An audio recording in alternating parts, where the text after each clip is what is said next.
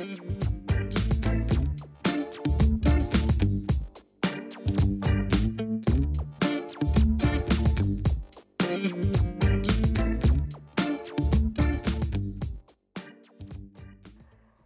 like to talk to you today a bit about the importance of tassel making as a way of cultivating healthy creative habits.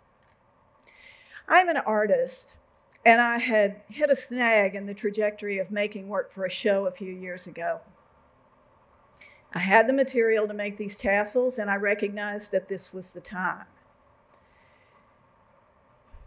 For those of you out there who are just beginning your creative journeys, let me assure you that it has taken me many years to really figure out when a timeout is necessary.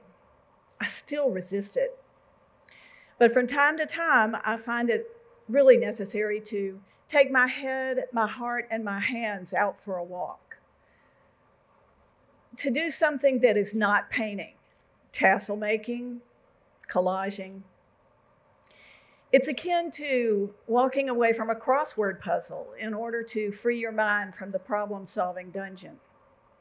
Anyway, I began to make these tassels. I had all this beautiful sari silk. It was upcycled from Indian saris, and the colors were so gorgeous. I had the best time playing with the colors and textures, determining what the banding would look like on the top, reacquainting myself with my 70s macrame skills. I think of this kind of activity as thumb sucking.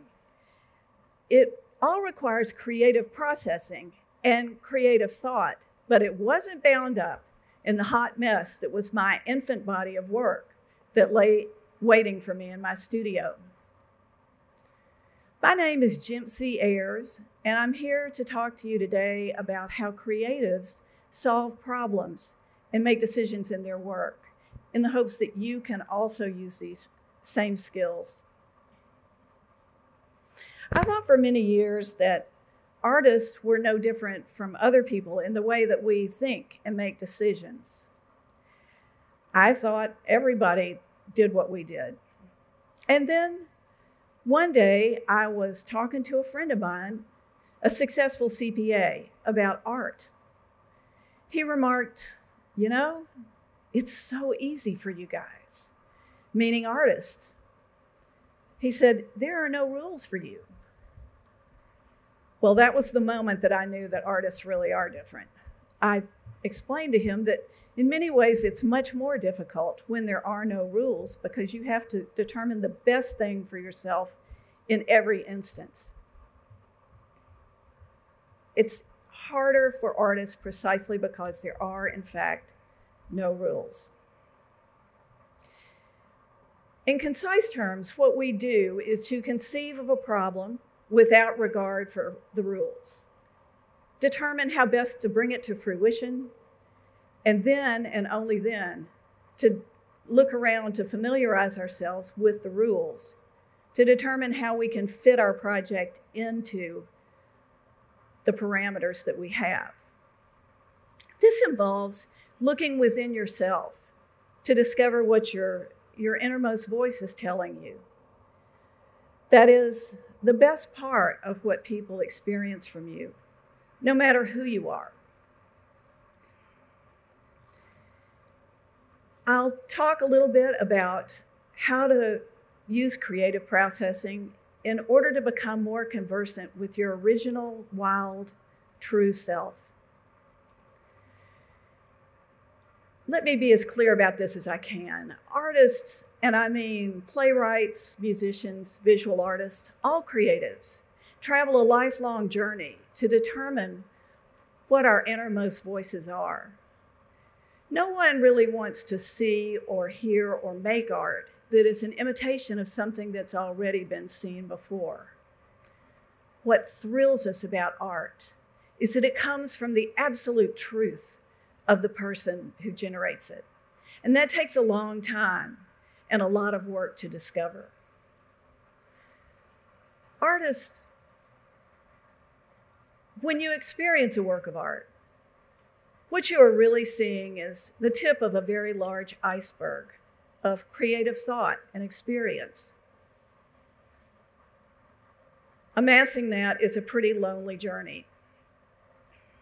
Artists step off the ledge somewhere in young adulthood, free-falling into trying to make art that is somewhat original and intensely personal. There really are no rules. Every person has to determine the best answers for herself. This is often a seminal time in an artist's career as it ushers in a lifetime of independent thought.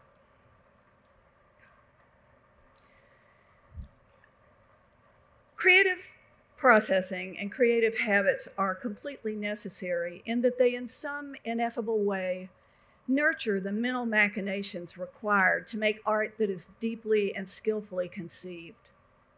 Creative processing, in whatever form it might take for you, woodworking, gardening, is completely necessary to a creative practice. In learning to tap into your inner voice, you are tapping into the wellspring of originality that most of us learn to suppress by the time we're about 8 years old. When you are engaged in a creative project, focused on decisions that are yours alone to make, that benefit you alone, you are strengthening your connection to your inner voice. Looking to the rule book is a bad habit. So I'd like now to take you through my design process on one of my own paintings.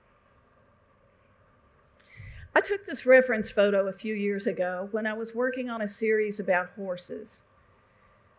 The image has stayed with me, wouldn't really let me go, and finally I decided this year what I wanted to do about it.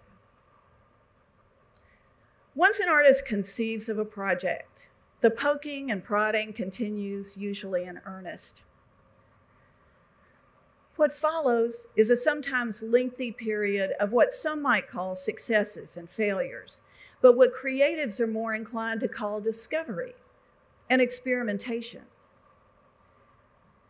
No one likes to fail, but failure is a necessary part of any design process.